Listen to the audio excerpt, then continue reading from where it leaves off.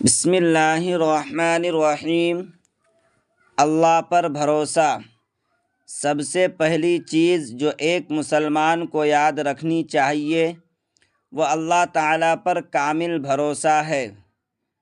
قرآن مجید میں اللہ فرماتا ہے وَمَن يَتَوَكَّلْ عَلَى اللَّهِ فَهُوَ حَسْبُهُ۔ ترجمہ: جو اللہ پر بھروسہ کرتا ہے اللہ اس کے لیے کافی ہے۔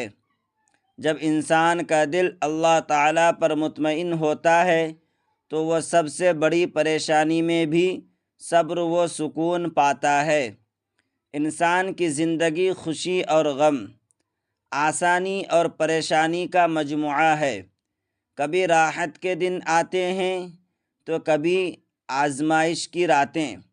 ہر انسان کو زندگی کے کسی نہ کسی موڑ پر حاجت، تنگ دستی یا پریشانی کا سامنا ضرور ہوتا ہے، لیکن اصل کامیاب انسان وہ ہے جو ان لمحات میں حوصلہ، صبر اور ایمان کا دامن ہاتھ سے نہ چھوڑے۔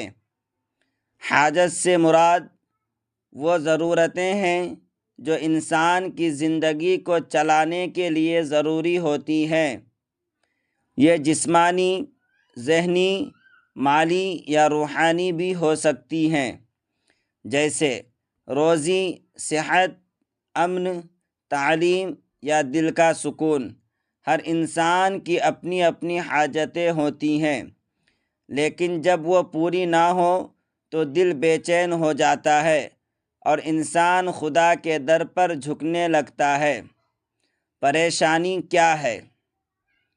پریشانی ایک ایسا حل ہے جو انسان کو ذہنی الجھن، بے چینی اور خوف میں مبتلا کر دیتا ہے۔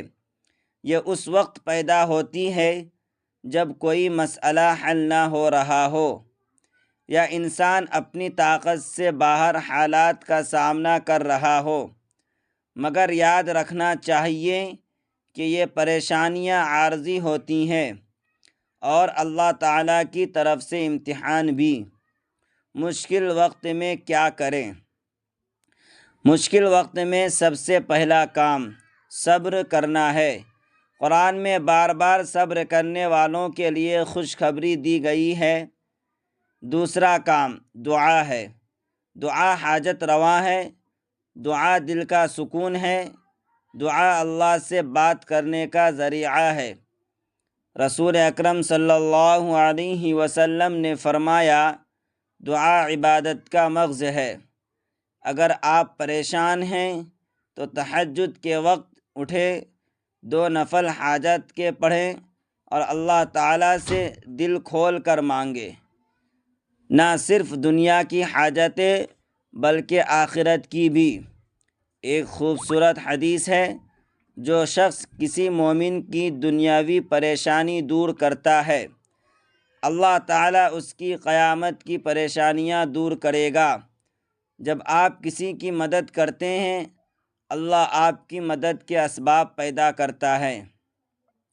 یوں بھی کہا جاتا ہے کہ جو دوسروں کے لیے آسانی پیدا کرتا ہے اللہ اس کے لیے آسانی پیدا فرماتا ہے۔ ایک مثالی قصہ۔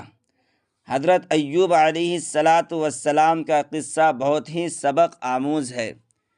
انہیں بیماری، مال کا نقصان اور اولاد کی جدائی جیسے سخت امتحانوں سے گزارا